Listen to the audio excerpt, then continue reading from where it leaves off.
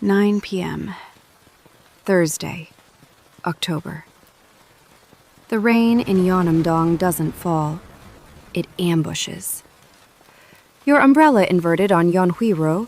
You tucked it under your arm and kept walking. Shoes soaked. Mascara gone. Presentation at 8 a.m. The city does not care. The cafe window glows amber. The door handle is warm. That is enough. Roasted barley tea, brown sugar, something smoky from the pour-over station. You stop. Breathe. Iced Americano. Shuseo? The barista tilts her head. The line forms behind you. A voice to your left. Low. Calm. 6 words to the barista. Done. You didn't ask. He simply read the room and resolved it. No acknowledgement. That is nunchi, meeting the need before it's spoken. He wears it naturally. Charcoal overcoat, rolled cuffs, sharp jaw, the stillness of a man always prepared. A small crease between his brows. Not stress, concentration. Someone who solves things quietly. He gestures to the empty chair, not pushy, just obvious. You sit down. His name is Junho, 33, structural engineer. He asks like he has nowhere else to be. He listens without scanning the room, fully present. It is disarming because it's genuine. I'd like to see you again. Is that okay? You say yes immediately. Outside, halfway down the block, you realize he ordered your drink exactly right. First month, reasonable texts, remembered details, cold coffee replaced without a word. 6 months later, your kitchen, Tuesday. He turns from the sink and says, I want to build something permanent with you. I mean every word of it. You say yes before he finishes. He has shown you exactly who he is. Solal arrives like a verdict. Gangnam high-rise, 18th floor. Elevator opens to the foyer. White walls, pale marble, lacquered tables centered with precision.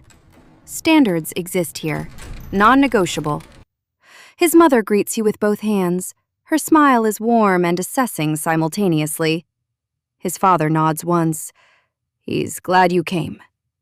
He's already walked away. 9 a.m. An apron placed into your hands without words. Welcome and expectation combined. Sesame oil, spring onions, kimchi aging since autumn. It smells like a family's history. Hemul pajeon, cold batter, oil spitting in the pan. Your wrist flinches. Hers never does. His mother works in complete silence. 30 years of the same motions. Automatic. You try to match her pace. You cannot.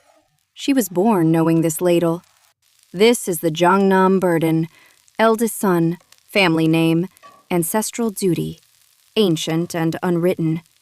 You aren't just married to Junho. You're a new element in a centuries-old structure. She moves your hand from the pan, light as air. The silence after weighs more. That night in the spare room, he's quiet a long time. Then, You did well today. that sentence is doing the work of something much more complicated. You say thank you. Adapting and disappearing feel identical from the inside. Nobody tells you the difference. 3 months after the wedding, extended family dinner, several people, brass chopsticks, formal silence. His grandmother at the head, 2 aunts, 3 cousins, everyone arranged by age and seniority.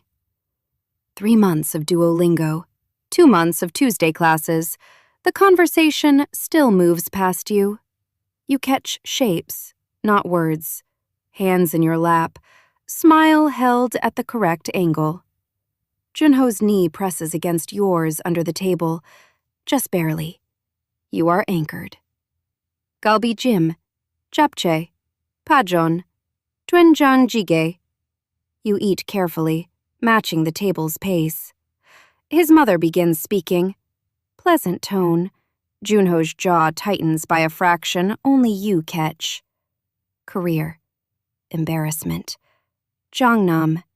Grandson. She's suggesting your job is inconvenient for this family. Not cruelty. She genuinely believes this is reasonable, that you should simply understand. The table waits. You've already begun building the smile, the one that absorbs everything. You built this smile on the kitchen floor in January. You know its dimensions. Then Junho puts his chopsticks down. Metal on ceramic. One clean sound. Everyone turns. He has never done that. Not once. The table knows this too. He straightens, doesn't raise his voice. His power lives in stillness. He is still. Humma. One word. His mother's eyes find his. Something older than this room passes between them. Her career is not for this table. I am proud of her. Not again. He takes your hand on top of the table, visible to everyone, deliberate. His grip is steady. A man who builds structures that hold weight knows pressure. His mother looks at her bowl. His grandmother makes a sound. His father says nothing. Junho picks his chopsticks up, asks about a renovation in Mapo. Dinner continues. Nobody told you a man could use his position entirely in your direction. Months of shrinking, folding smaller. He'd just widened the door. Permanently. With witnesses. In the car home, cold orange city light, you say, you didn't have to. Yes, I did. You are my priority. That should have been established before tonight. He says it like a structural assessment. Failure point. Correction. Load-bearing truth. No drama. His profile in the dark. That crease between his brows. The man from the cafe. He has been reading the rooms since the beginning. Tonight he chose you. Publicly. That night. Your apartment. Your bed. Something shifts inside your chest. Quietly. Finally. Not relief, exactly. The feeling of a weight set down you'd forgotten you were carrying. Someone said, "This is worth protecting," and meant it. In front of everyone, deliberately. 3 years later, Sunday in April, doenjang jjigae, sesame oil, home. Low heat, 40 minutes, anchovy broth, tofu, zucchini. The smell is a homecoming. Junho at the stove, gray sweatpants, worn hoodie, wooden spoon. The same focused attention. Outside, Seoul in April. Rain on the Han River. Cherry blossoms 3 days from peak. His mother called this morning. Asked about your project. Used your real name. Carefully, no announcement. She simply started. Junho set the standard once. The standard held. Last Chuseok, she placed her hands over yours on the cutting board. She taught. She said your Korean name, then your real name. Once. Some doors open silently. You have work that belongs to you. Nobody translated you into it. Nobody manages it. 14 months ago, you returned. Junho made dinner every night. Never framed it as a favor. Fluent now. Not just Korean, the architecture of this family. Load-bearing walls. Which ones move? That knowledge cost you. Kitchen floors, oil-spattered sleeves, smiles held for hours. You are still here. Not despite those nights, including them. They are part of this. This is Jung. Not passion. Something slower. A bond built in shared kitchens and hard dinners. Jung grows when two people weather something real and still choose each other. Every day. You didn't lose yourself. There were months you were certain you were disappearing. You weren't. Junho always handed you back to yourself. Quietly, no credit. Like the coffee in the rain. His grandparents' photograph, study wall, 52 years. You look at it differently now. Not the weight of expectation anymore. Two people who kept choosing the same thing. Decades. Jjigae is ready.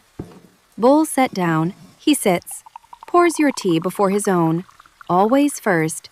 Nunchi at its deepest stops being a skill.